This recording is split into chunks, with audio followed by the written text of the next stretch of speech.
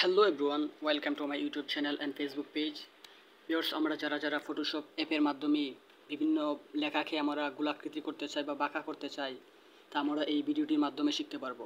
Viewers, যদি আপনি আমার চ্যানেলে নতুন হয়ে থাকেন তাহলে এক্ষুনি চ্যানেলটিকে সাবস্ক্রাইব করে পাশে থাকেন। তা আমরা মেইন পয়েন্টে চলে যাচ্ছি। ভিউয়ার্স, আমাদেরকে যদি বিভিন্ন লেখাকে বাঁকা করতে হয় তাহলে আমাদেরকে শুরুতেই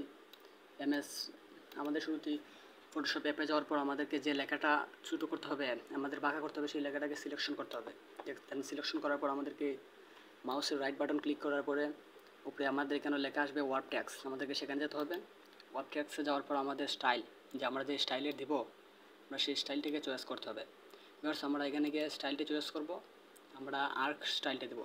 যদি আমরা গোলাকৃতির কোনো লেখাকে করতে চাই তাহলে আমরা আর্কে যাব। ভিউয়ার্স, আমাদের কিন্তু আর্কে যাওয়ার পরে আমাদের কিন্তু গোলাকৃতির লেখাটা হয়ে গেছে।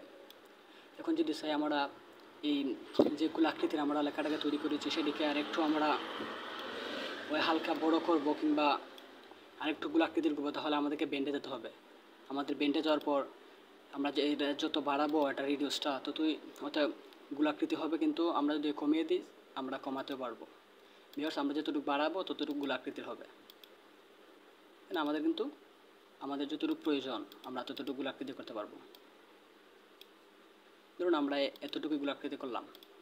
এখন আমরা যদি চাই সেটাকে হরিজন্টাল ডিস্টোরেশনে গিয়ে এর অর্থে লেফট সাইডটা হালকা বড় করতে কিন্তু বা রাইট সাইডটাকে হালকা ছোটো করতে, আমরা এটাতে যাওয়ার পর যদি এটা রিডিউসটা বাড়িয়ে দিই তাহলে আমরা যদি এইদিকে রাইট সাইডে মোটা করতে চাই লেখাটাকে তাহলে আমাদেরকে এইদিকে যেতে হবে। তারপর আমরা যদি চাই হয়তো লেখার লেফট সাইডটাকে বড় করতে, রাইট সাইডটাকে হালকা ছোটো করতে, তখন আমাদের এখানে যেতে হবে। আমরা এটাকে মিডিলে রেখে দিলাম।